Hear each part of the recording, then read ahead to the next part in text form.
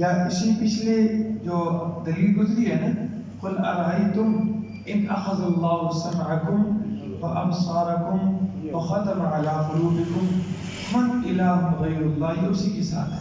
قل آپ فرما دیجئے ارأیتکم، بھلا بتلاؤ تو صحیح، ان اتاکم عذاب اللہ، اگر آئے تم پر اللہ کا عذاب بغتۃ اچانک، او جہرتن یا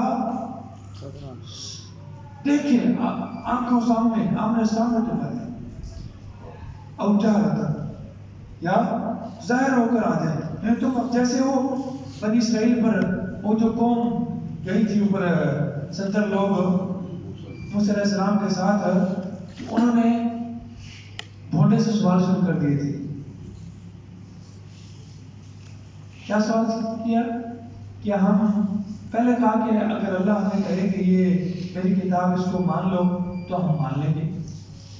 جب موسیٰ علیہ السلام 70 بندے چن کر لے گئے اور وہاں اللہ نے آواز لگائی اور اللہ نے بتلایا کہ یہ میری کتاب ہے، اس کو مانو. کیوں؟ ہمیں کیا پتہ کہ کون بول رہا ہے؟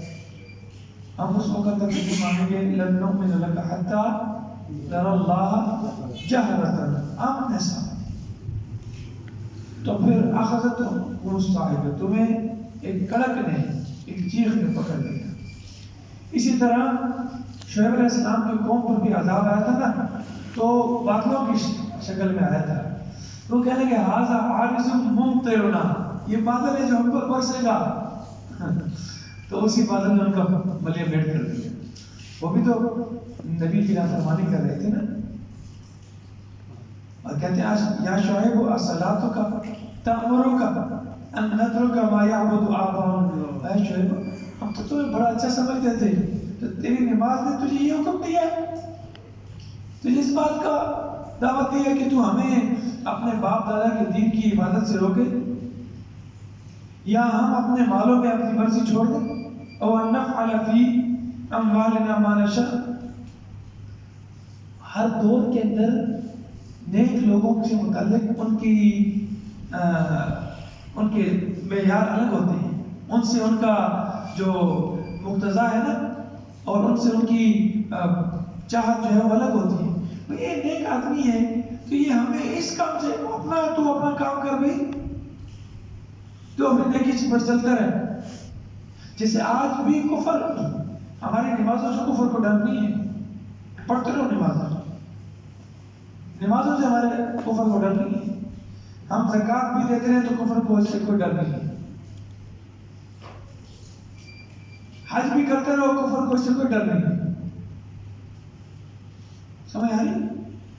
کفر کو ڈر ہے کہ جب تم قرآن کو اپنا دستور بناؤ گے اور قرآن والے دستور کو اس زمین پر نافذ کرو گے، اپنے اوپر نافذ کرو گے، اس سے تم کو ڈر ہے. ہماری نمازوں سے کوئی ڈر نہیں ہے. اور میں بڑے دکھ سے یہ بات کہہ رہا ہوں کہ اگلے دن میرے پاس ایک ویڈیو آئی ہے، ویڈیو نہیں بلکہ آڈیو دعا تھی، ویڈیو تھی، اس میں دعا کرنے والے کا تصویر بھی تھی. انہوں نے دعا کروائی لیکن فلسطین کے لیے دعا نہیں کرتی. یہ رجب اجتماع بھی ہوا ہے، 1.5 منٹ کی دعا میرے پاس آئی ہے، دعا شروع سے لے کر آخر تک، لیکن مجاہدین کے لیے، مجاہدین کے حق میں دعا نہیں کروائی گئی. اور یہ کیا، یہ کون سی بات ہوئی بھائی؟ ہم کفر سے اتنے ڈر چکے.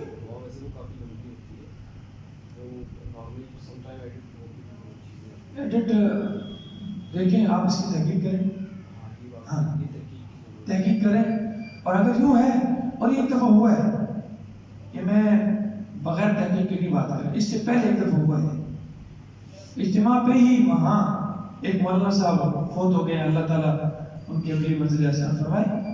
بھائی میرے پاس یہاں مولا عمر نے بندے بھیجے دعا کے لیے. میں نے کہا کیوں تم کیوں یہودیوں کو مارے، کیوں عیسائیوں کو مارے؟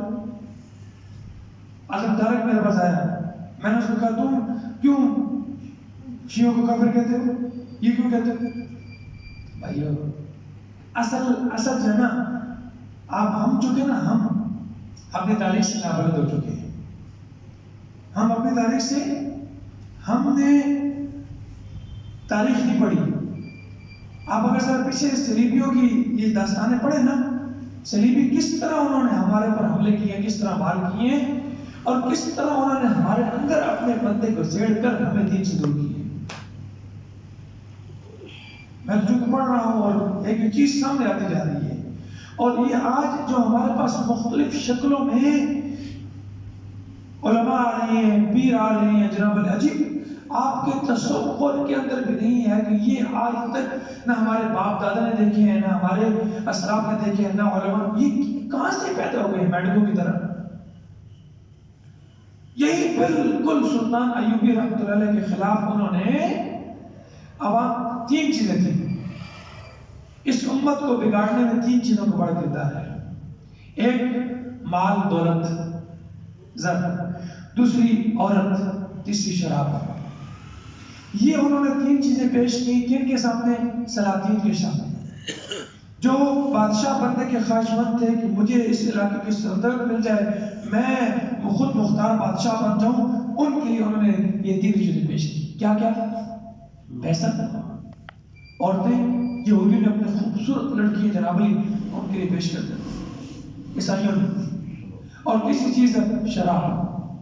شراب سے انسان کو کوئی پرواہ نہیں ہوتی.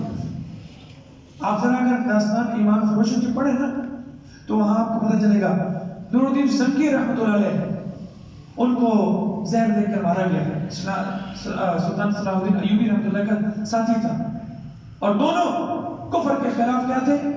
سے پھیلائی ہوئی دیوار تھے. ان کو زہر ایسے دیا گیا کہ اس کا طبیبوں کو بھی نہیں پتہ چلا کہ اس کو زہر دیا گیا. اس کو خناق سمجھ کر گلے کی بیماری ایک ہوتی ہے، وہ اس کے ذریعے مر گئی 3-4 دنوں کے بعد. اس کا نور الدین زنگی کا بیٹا الملک الصالح جس کا نام تھا، 12-13 سال کی عمر کا، وہ صلیبیوں کے ساتھ مل گیا. ایک نمبر گمشتگین ہرن کا بادشاہ تھا، ہرن کا اکیلا دار تھا، اس نے خود مختاری کا اعلان کر دیا، اس کو بھی صلیبیوں نے سپورٹ کیا. تیسری سیف الدین، یہ حلب کے اندر تھا. ان تینوں کو انہوں نے صلیبیوں نے پیچھے سے شہ دی. ان کو کہا بھی ہم آپ کو کیا کریں گے، ہم آپ کو سلطنت، آپ اگر صلاح الدین ایوبی کو شکست دو، اس کو قتل کرو، ہم آپ کو کیا دیں گے، آپ تینوں کی الگ الگ ریاست ہوگی.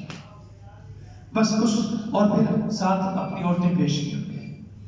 اور لیکن ایک سال پورا صلاح الدین ایوبی رحمۃ اللہ علیہ وہ اپنے مسلمانوں کے خلاف لڑتے لڑتے صلاح الدین ایوبی فلسطین بیت المقدس کو آزاد کرانے کے لیے لڑ رہے تھے، جہاد کر رہے تھے کافروں کے خلاف، اور انہوں نے مسلمانوں کو ہی یہاں لگا دیا کہ یہ آپس میں ہی لڑتے مرتے رہیں، ان کی طاقت یہیں پر ختم ہو جائے تو ہمارے طرف آئی.